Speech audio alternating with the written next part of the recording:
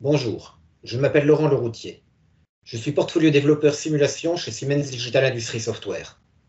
Aujourd'hui, dans le cadre des plénières TIC et santé de Saint-Expo 2021, je voulais partager avec vous quelques exemples d'usage du jumeau numérique pour des matériels médicaux et au-delà des fabricants d'équipements, des voies d'utilisation de ce jumeau numérique par les équipes médicales par elles-mêmes.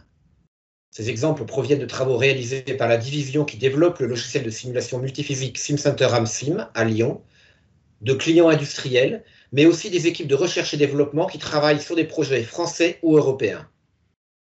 On a longtemps considéré la mise en place de maquettes numériques, CAO 3D, comme étant la première étape de la digitalisation de ces sociétés. Puis, lors de la deuxième étape, les entreprises ont utilisé des outils de calcul éléments finis ou mécanique des fluides pour aider à la conception des matériels plus ou moins complexes.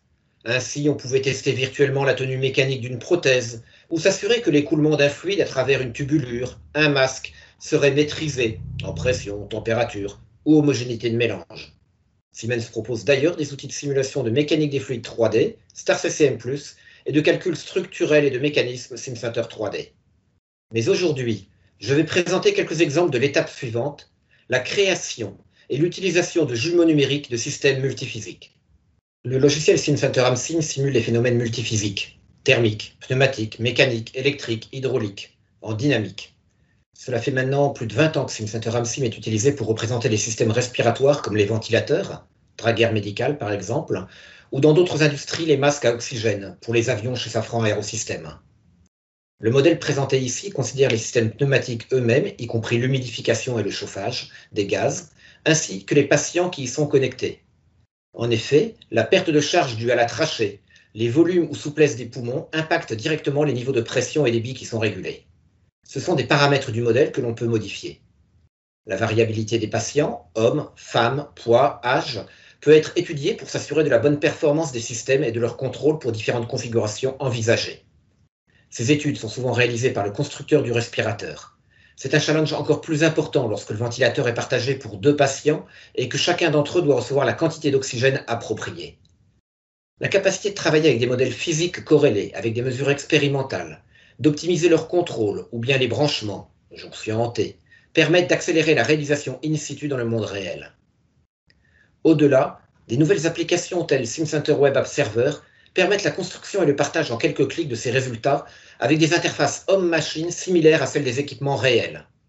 Ainsi, tout un chacun, y compris des techniciens non experts en simulation, peut étudier l'impact des paramètres de contrôle ou bien la diversité des patients sur le fonctionnement de ces systèmes. Ces simulations peuvent l'aider dans le choix qu'il doit faire en conditions réelles.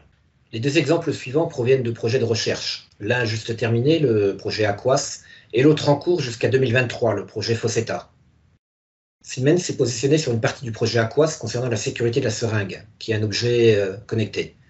Un modèle multiphysique précis de la seringue a été couplé à un modèle simplifié du patient, et particulièrement du système cardiaque. Ainsi, un lien est fait entre dynamique de diffusion du produit pharmaceutique, évolution du taux du produit proche du cœur et impact du produit sur le cœur, qui est modélisé comme une pompe, et l'effet sur le débit sanguin, et donc sur le transport des produits injectés. Dans l'illustration, nous avons un modèle du système complet et 2 modèles plus détaillés du cœur et de la seringue. Ces modèles sont dynamiques et prennent en compte les constantes de temps des différentes parties. La simulation permet de caractériser la dynamique de la boucle de rétroaction entre injection d'un produit et vitesse du flux sanguin. On peut l'utiliser en amont d'une opération, en estimant les paramètres du patient et en les appliquant dans le modèle couplé à la seringue. On pourrait aussi utiliser les données réelles, mesures sur le patient qui deviennent des paramètres, et simuler en temps réel le processus complet en même temps qu'on injecte les produits. Dans le projet Fossetta, qui vient juste de démarrer pour une durée de 3 ans, le jumeau numérique peut aider à réduire la présence de personnel qui surveille les constantes contrôlées d'une machine pour se concentrer sur les actions médicales à plus forte valeur ajoutée. Ici sont simulés les effets du produit injecté sur les 3 compartiments que sont la graisse, le système sanguin et les muscles. La compréhension du bon fonctionnement d'un système à l'aide de la simulation permet pour le concepteur de tester tous les possibles et les défaillances éventuelles, et d'accélérer la validation et la certification de ces systèmes. Le même jumeau numérique permet aux praticiens une meilleure et plus rapide prise en main du système et donc d'acquérir de l'expérience avant utilisation avec des patients physiques. Si vous souhaitez plus d'informations ou êtes intéressé par des projets communs, N'hésitez pas à me contacter ou à participer à la phase de questions-réponses cet après-midi. Je vous remercie pour votre attention.